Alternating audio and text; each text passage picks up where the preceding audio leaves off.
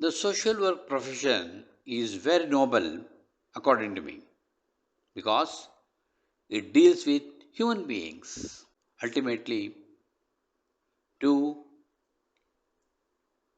drive them towards their happiness, prosperity, and family well being.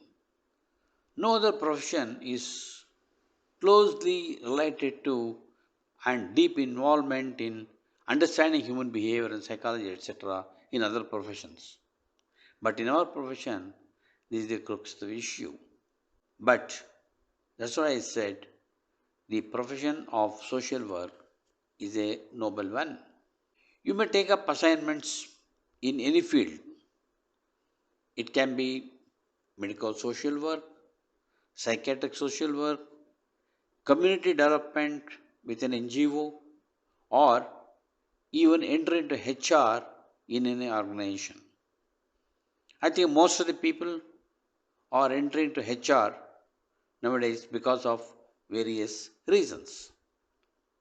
Everywhere, this profession is totally, absolutely human related. This is one thing we should try to understand. Here, we should set an objective to excel in the job. It is not just managing the work in a routine manner, but excel, which is very important. Excel leads to great accomplishment of jobs. One derives a lot of pleasure and passion for work, and there is continual improvement. Now, we are already aware we are in a rapidly fast developing and changing environment in all spheres of activities, be it be technical or even non-technical.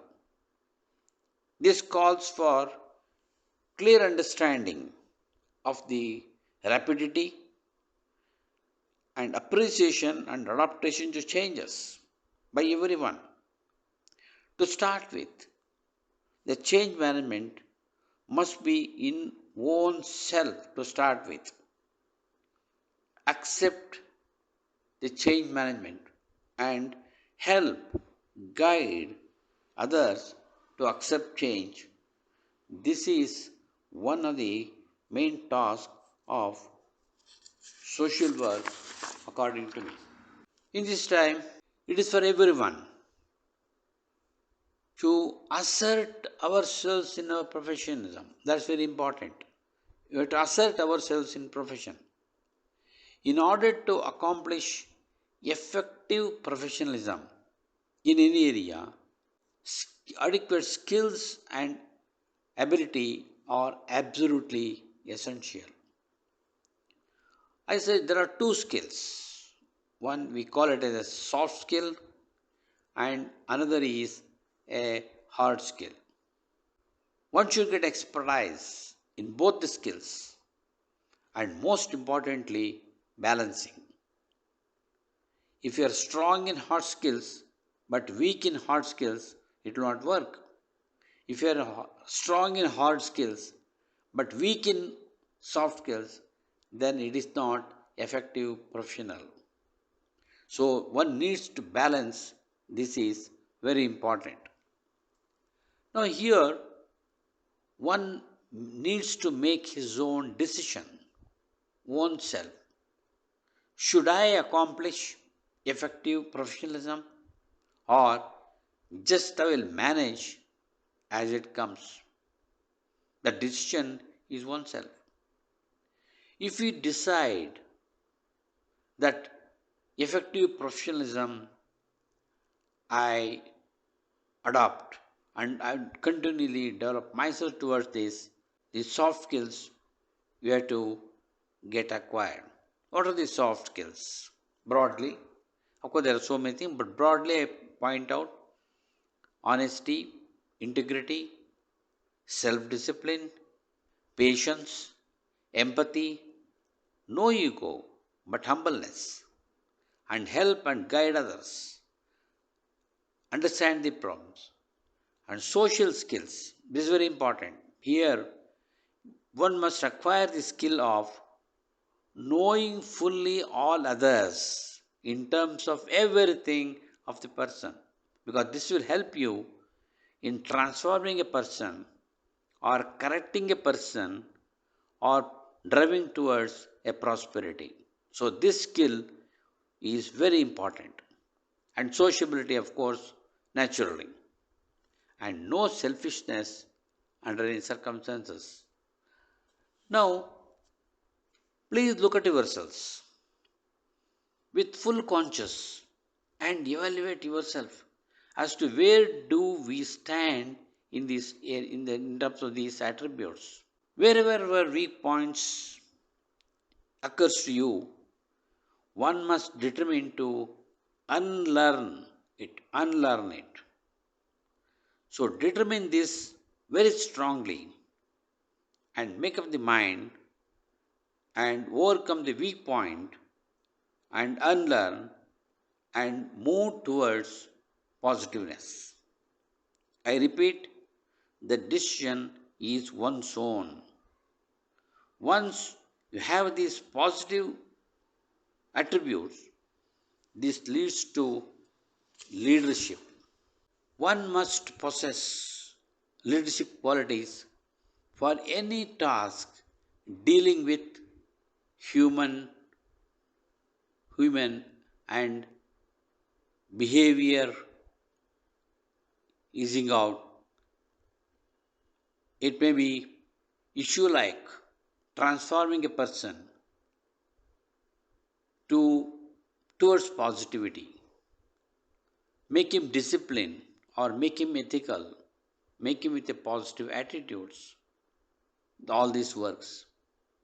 Then most importantly, the conflict resolutions, discipline management, healthy grievance management, and importantly, the change management.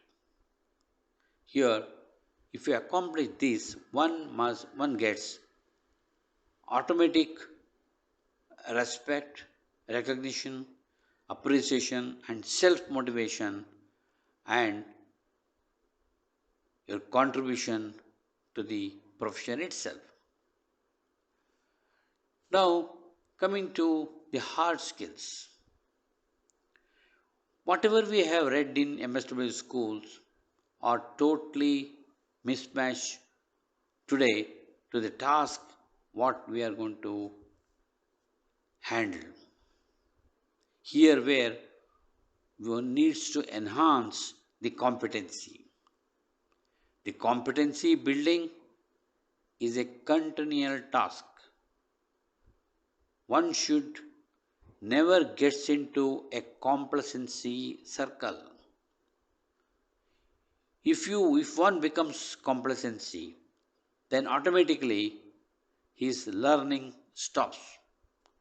Once the learning stops, your continual improvement totally stops. Then you will not be a hard skill person under any circumstances. Hence, this is extremely important to build the competency acquiring is extremely important. Now, for instance, the competencies today, talent acquisition, inductions. Let us take the example of talent acquisition. In today's context, talent acquisition is an important task. It is not just interviewing a person and make him take up the job. It is not so. One has to assess his level of emotional intelligence. That is absolutely required, because today's business, you require a person with strong emotional intelligence. So talent acquisition is not a routine, but it is to be with emotional intelligence, which you need to learn and acquire and do that. And for induction and follow-ups, this will help. Then performance management system. You should be thorough with competency, because here also performance management system is a very, very delicate another important segment of management. And training and development.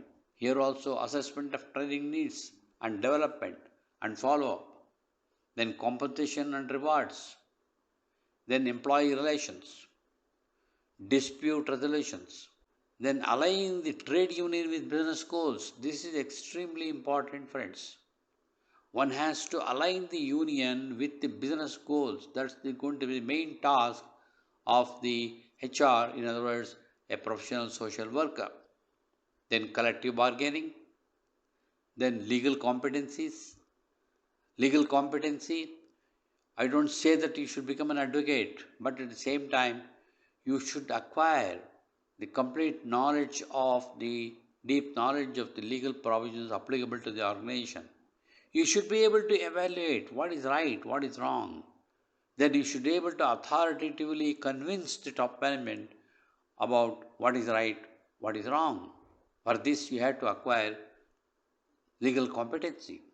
Then learn organization culture, organization development, then motivation to keep the morale high. Then apart from business awareness is extremely important here because you need to forecast the future business and any changes, any likely changes, the likely challenges the business is going to face. You should proactively work towards that and create a mindset amongst the people to prepare them to accept the changes and go ahead. This is very, very important. And at the same time, you should develop competencies in other disciplines of management, like it can be finance, it can be production, it can be industrial engineering, it can be marketing, it may be cost accountants, whatever it is. You should acquire thorough knowledge of these multiple disciplines in the factory. This is extremely important, the competency building. Here where one must acquire and the skills of learning of casework and group work in the latest models. You must try to do that. Now, once you are thorough with all this, is a continual learning. Hard skills is a continual learning, and soft skills, you have to sustain it and enhance it very, very effectively. Then you will be able to balance the both hard skills and the soft skills, and you will become an effective leader. This is very important. Now, please debate among yourselves whether what would you like to choose to become a good leader. You have to choose your pathway and go ahead with that. So, thank you all. Wish you all the best.